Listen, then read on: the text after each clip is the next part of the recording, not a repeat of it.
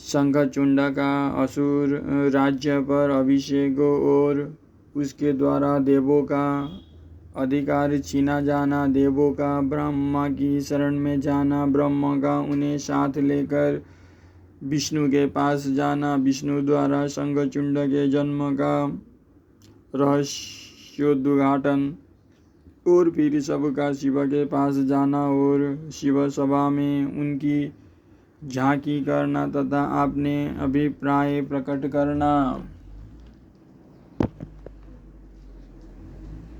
सनत कुमार जी कहते हैं, महर्षि, जब शंखचूंड ने तप करके वर प्राप्त कर लिया और विवाहित होकर अपने घर लौट आया, तब दानवों और दैत्यों की बड़ी प्रसन्नता हुई। वे सभी असुर तुरंत ही अपने लोक से निकलकर अपने गुरु शुक्राचार्य को साथ ले दल बल कर उसके निकट आए और विनय पूर्वक उसे प्रणाम करके अनेकों प्रकार से आदर प्रदर्शित करते हुए उसका स्तवन करने लगे। फिर उसे अपना तेजस्वी स्वामी मानकर अत्यंत प्रेम भाव से उसके पास ही खड़े हो गए। उधर दंभ कुमार शंखचूंड ने भी अपने कुल गुरु शुक्राचार्य को आया हुआ देखकर बड़े आदर और भक्ति के साथ उन्हें साष्टांग प्रणाम किया। तदनंतर गुरु शुक्राचार्य ने समस्त असुरों के साथ सलाह करके उनकी सम्मति इसे शंखचूंड को दानवों तथा असुरों का अधिपति बना दिया। दंभ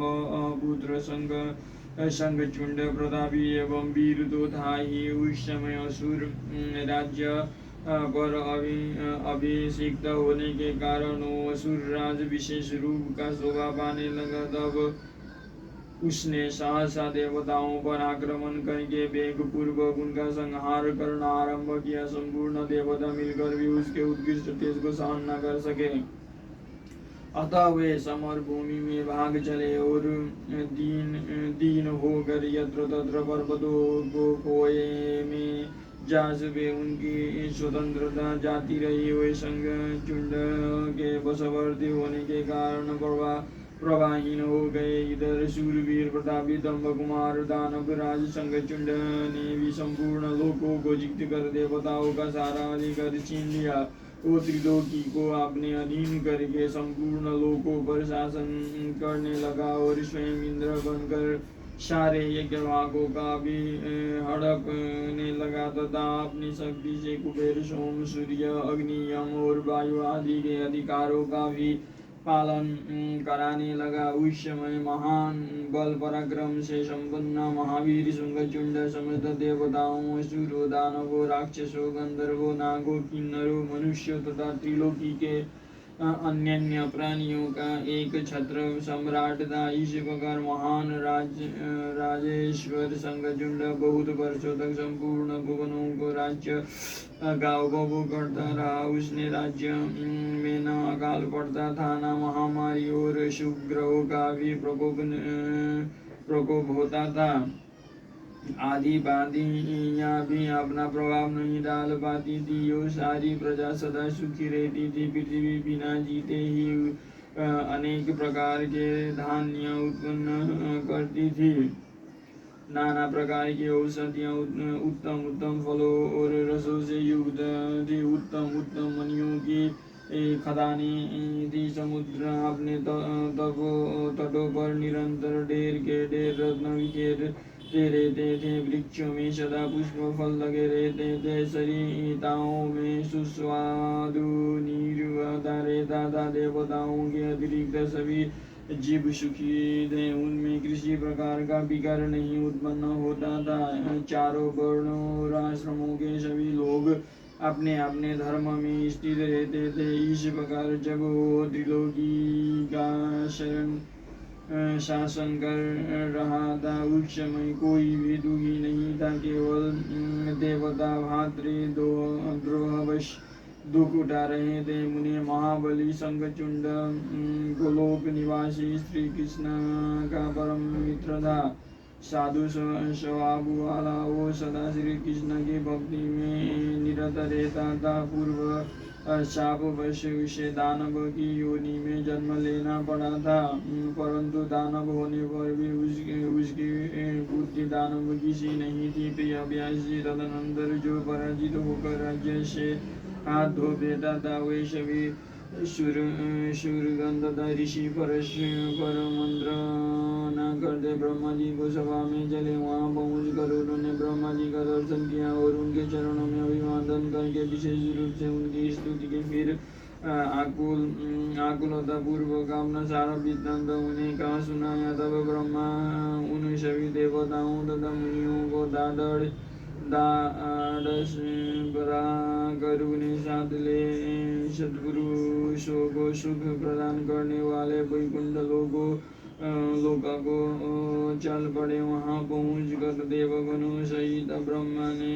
रमापति का दर्शन किया। उनके मस्तक पर किरीट सुशोभित था, कानों में कुंडल झलमला रहे थे और कंठ वनमाला से विभूषित था। वे चतुर्भुज देव अपनी चारों भुजाओं से शंख चक्र गदा और पद्म धारण किए हुए थे। श्री विग्रह पर पीताम्बर शोभा दे रहा था और सनंदनादि सिद्ध उनकी सेवा में नियुक्त थे। ऐसे सर्वव्यापी विष्णु की झांकी करके ब्रह्मा आदि देवताओं तथा मुनीश्वर ने उन्हें प्रणाम किया और फिर भक्ति पूर्वक हाथ जोड़कर वे उनकी स्तुति करने लगे। देवता बोले, सामर्थ्यशाली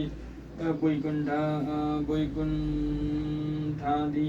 आप देवों के भी देव और लोकों के स्वामी हैं। आप त्रिलोकी के गुरु हैं। श्री हरे, हम सब आपके शरणपन्न हुए हैं। आप हमारी रक्षा कीजिए। अपनी महिमा से कभी च्युत न होने वाले ऐश्वर्यशाली त्रिलोकेश, आप ही लोकों के पालक हैं। गोविंद, लक्ष्मी आप में ही निवास करती है और आप अपने भक्तों के प्राण स्वरूप है। आपको हमारा नमस्कार है। इस प्रकार स्तुति करके सभी देवता श्री हरि के आगे रो पड़े।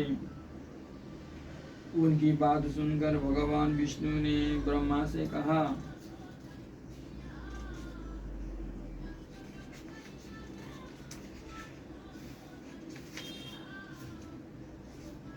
विष्णु बोले, ब्राह्मण, यह वैकुंठ योगी के लिए भी दुर्लभ है। तुम यहाँ किस लिए आए हो? तुम पर कौन सा कष्ट आ पड़ा है? यह यथार्थ रूप से मेरे सामने वर्णन करो। सनत कुमार जी कहते हैं, मुनि श्री हरि का वचन सुनकर ब्रह्मा जी ने विनम्र भाव से सिर झुकाकर उन्हें बारंबार प्रणाम किया और अंजलि बांधकर परमात्मा विष्णु के समक्ष स्थित हो देवताओं के कष्ट से भरी हुई शंखचूंड की सारी करतूत कह सुनाई। तब समस्त प्राणियों के भावों के ज्ञाता भगवान श्री हरि उस बात को सुनकर हंस पड़े और ब्रह्मा से उस रहस्य का उद्घाटन करते हुए बोले, श्री भगवान ने कहा, कमल योनि में शंखचूंड का सारा वृत्तांत जानता हूँ। पूर्व जन्म ने वो महातेजस्वी गोपुत्र जो मेरा भक्त था, मैं उसके वृत्तांत से संबंध रखने वाला इस पुरातन इतिहास का वर्णन करता हूँ। सुनो, इसमें किसी प्रकार का संदेह नहीं करना चाहिए। भगवान शंकर सब कल्याण करेंगे। गोलोक में मेरे ही रूप श्री कृष्ण रहते हैं। उनकी श्री श्री राधा नाम से विख्यात है। वो जगन जननी तथा प्रकृति की परम उत्कृष्ट पांचवी मूर्ति है। वही वहाँ सुंदर रूप से विहार करने वाली है। उनके अंग से अद्भुत बहुत से गोप और गोपियाँ भी वहाँ निवास करती हैं। वे नित्य राधा कृष्ण का अनुवर्तन करते हुए उत्तम क्रीड़ाओं में तत्पर रहते हैं। वही गोपी इस समय शंभु की इस लीला से मोहित होकर शापवश अपने को दुख देने वाली दानव योनि को प्राप्त हो गया है। श्री कृष्ण ने पहले से ही इंद्र के त्रिशूल से उसकी मृत्यु निर्धारित कर रखी है। इस प्रकार वे दानव देह का परित्याग करके पुनः श्री कृष्ण पार्षद हो जाएगा। देव ऐसा जान कर तुम्हें भय नहीं करना चाहिए। चलो, हम दोनों शंकर की चरण में चले। वे शीघ्र ही कल्याण का विधान करेंगे। अब हमें तुम्हें तथा समस्त देवों को निर्भय हो जाना चाहिए। सनत कुमार जी कहते हैं, मुनि योग कर ब्रह्मा सहित विष्णु शिवलोक को चले। मार्ग में वे मन ही मन भक्त वत्सल सर्वेश्वर शंभु का स्मरण करते जा रहे थे। व्यासी इस प्रकार वे रमापति विष्णु ब्रह्मा के साथ उसी समय उस शिवलोक लोक में जा पहुँचे, जो महान दिव्य निराधार तथा भौतिकता से रहित है।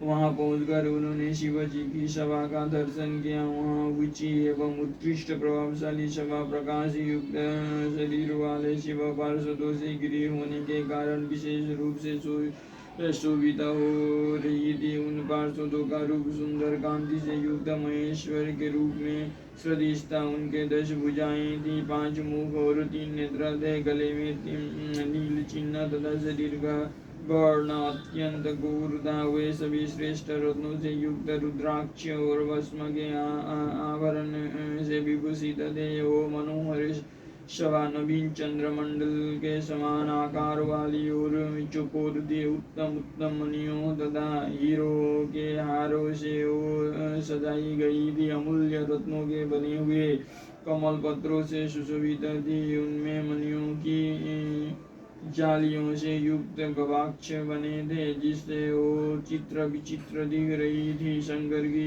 इच्छा से उसमें पद्मराग मणि जड़ी हुई थी, जिससे वो अद्भुत सी लग रही थी। वो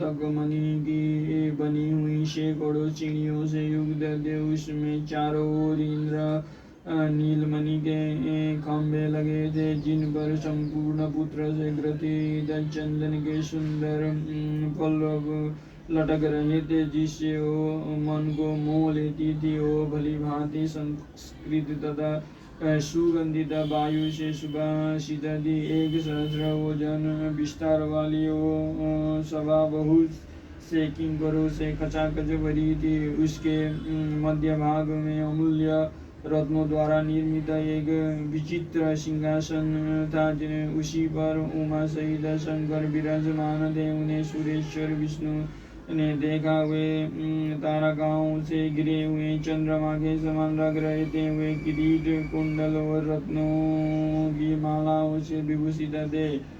उनके सारे अंग में भस्म रमाई हुई थी और वे लीला कमल धारण किए हुए थे। महान उल्लास से भरे हुए उमाकांत का मन शांत तथा प्रसन्न था। देवी पार्वती ने उन्हें सुभाषित तांबूल प्रदान किया था, जिसे वे चबा रहे थे। शिवगण हाथ में श्वेत चवर लेकर परम भक्ति के साथ उनकी सेवा कर रहे थे और सिद्ध भक्ति बस सिर झुकाकर उनके स्तवन में लगे थे। वे गुणातीत परेशन त्रिदेवों के जनक सर्वव्यापी निर्विकल्प निराकार स्वेच्छानुसार साकार कल्याण स्वरूप माया रहित अजन्मा आद्य माया के अधीश्वर प्रकृति और पुरुष से भी परात्पर सर्वसमर्थ परिपूर्णतम और समता युक्त है। ये से विशिष्ट गुणों से युक्त शिव को देखकर ब्रह्मा और विष्णु ने हाथ जोड़कर उन्हें प्रणाम किया और